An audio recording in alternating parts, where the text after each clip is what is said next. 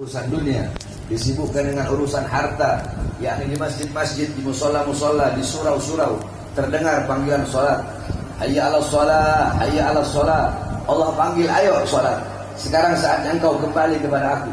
Tetapi orang-orang yang berdagang tetap dengan dagangannya. Orang-orang yang punya toko tetap dengan tokonya.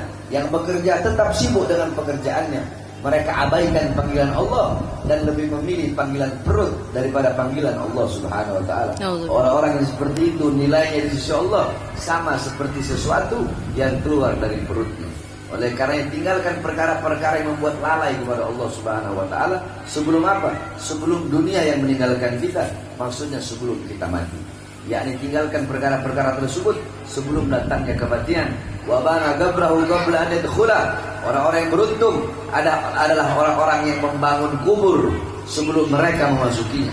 Apa maksudnya membangun kubur? Bukan berarti menggali kubur, akan tetapi menyiapkan bekal-bekal untuk kita bawa ke dalam kubur.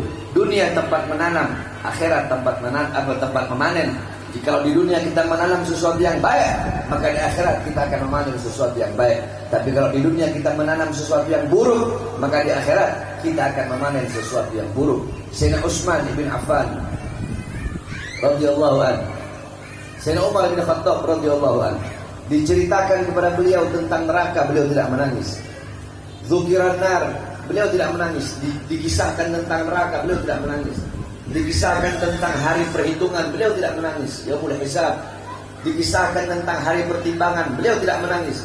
Dikisahkan tentang dahsyatnya padang mahsyar, beliau tidak menangis.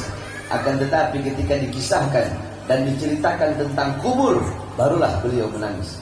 Maka para sahabat bertanya, wahai khalifah, diceritakan tentang neraka engkau tidak menangis, diceritakan tentang dahsyatnya padang mahsyar, dahsyatnya siratul mustaqim, hari perhitungan, hari pertimbangan, engkau tidak menangis. Akan tetapi ketika diceritakan tentang kubur, baru engkau menangis. Memangnya ada apa dengan kubur? Beliau menjawab, al-kubru awwalu manzilatil akhirah. Kubur adalah rumah pertama akhirat. Orang kalau dikubur selamat, maka kesananya dia bakal selamat. Rumah pertama akhirat adalah kubur.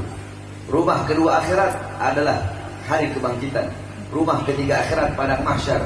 Selanjutnya hari pertimbangan, hari perhitungan, siratul mustaqim, jannah wa imman nar, surga atau kalau tidak neraka. Rumah pertama adalah kubur. Orang kalau dikubur selamat, kata Sayyidina Khattab, maka kesananya bakal selamat. Ketika orang di rumah pertama selamat, maka ketika dia melewati rumah-rumah selanjutnya, itu pun akan selamat.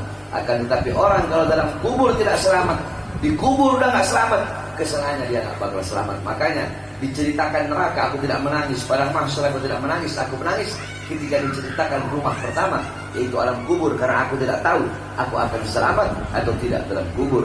Dalam kubur kita sendiri, kita sepi, kita sunyi, tidak ada teman. Tidak ada teman menemani kita dalam kubur.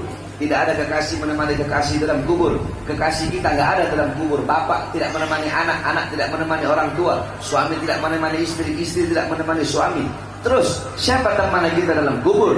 Teman kita dalam kubur adalah amal-amal kita ketika kita hidup. Maka perbanyak, mumpung masih hidup, perbanyak amal ibadah untuk nanti kita bawa ke dalam kubur. Yang terakhir, wa arda rabbahu qabla an yalqa.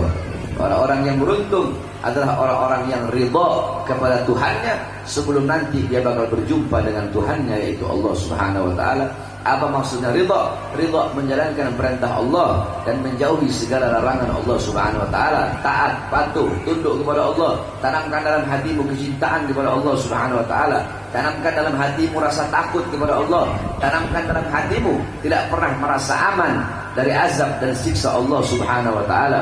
Saudara-saudara sekalian yang dimuliakan oleh Allah Subhanahu wa taala, ibu-ibu yang dirahmati oleh Allah Subhanahu wa taala, baginda Nabi besar Muhammad, jangankan kita, Nabi besar Muhammad sallallahu alaihi wasallam, ketika beliau sedang sholat, tiba-tiba yakni kushifa alaihi hijab, dibukakan bagi beliau penghalang, sehingga ketika beliau sedang sholat, beliau gerakkan tangan beliau ke depan seperti ini, seakan-akan beliau ingin mengambil sesuatu. Kemudian beliau letakkan lagi tangan beliau. Setelah beberapa saat beliau mundur seperti ketakutan. Ketika beliau mundur, beliau berkata, ha'ana minhum. Beliau lanjutkan sholat. Beliau salam, assalamualaikum warahmatullahi. Assalamualaikum warahmatullahi. Para sahabat bertanya, apa yang terjadi ya Rasulullah? Yang pertama, engkau menggerakkan tanganmu ke depan. Kemudian yang kedua, engkau mundur. Apa kata Rasulullah? Dibukakan bagiku penghalang, sehingga ketika aku sedang sholat tadi, Allah memperlihatkan. Yang pertama, Allah perlihatkan sorga. Aku melihat dengan mata.